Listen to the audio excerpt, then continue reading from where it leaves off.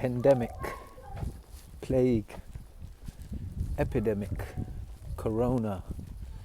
These are all words that we're hearing quite a lot at the moment in the media, people that we interact with.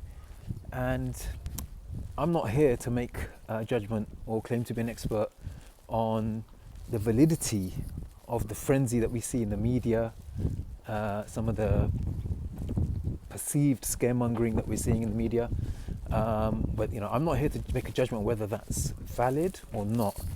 The only thing I really want to say on this, and it's something that I think that it's something that which is in our control, and that's our perception, right? So I always like to work on the kind of look at things from the inner perspective, in the inner mind, and how we interpret things. Okay, so my perspective on this is that regardless of how serious this issue is, or how it's being taken out of context by the media, and how there's a complete frenzy and people are going crazy and stockpiling on bog roll and all sorts, right?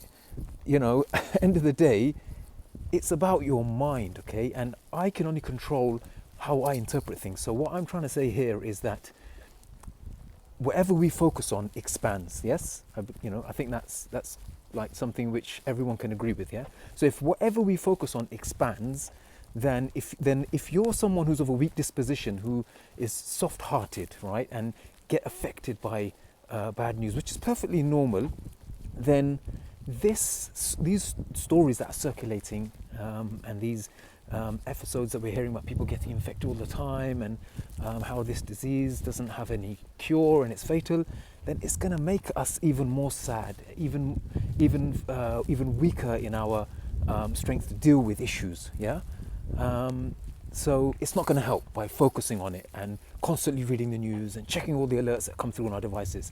Now, if on the other hand you're someone who's quite strong and is quite, kind of positive by default in their nature, right? You're still not going to be at a very high vibration. You're not going to be functioning at optimum, right? Nowhere near it, because you're also being exposed to some of the stuff in the news and by people around you. So I guess the point I'm trying to make here is that try to limit how much exposure you get to bad news, to negative people, and this will help you to go about your life, your day in a more relaxed manner. It will help you in your relationships, it'll help you in your finances, it'll help you in your career, in your business, your general state of mind.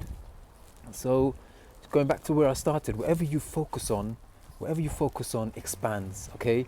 So just, it's all I really want to share with everyone. I hope everyone is well, you're taking care of yourselves and your families, but try to limit how much of this stuff you expose your mind to. I know it's virtually impossible to do that all the time because of, the alerts and the social media and things like that. But the more we expose our mind to all the stories or every single person that's been infected, then, yes, of course, take the precautions. That goes without saying. We should be washing our hands, we should be cutting our nails, we should be strengthening our immune system. If you haven't started having, those, crazy green smoothies in the morning, start doing it. It's good for you, do you know what I mean? It's going to help you. So that stuff is valid. That stuff is like foregone conclusion. We should be doing that anyway.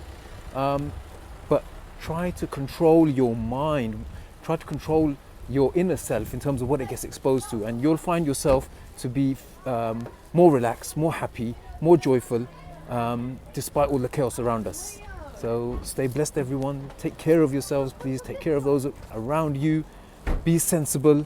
Don't be too extreme one way or the other. Just take that middle ground. Take the precautions. You look after yourself, look after the environment, the universe that we live on, but protect your mind. Protect your mind, okay? Peace be upon you all. Take care.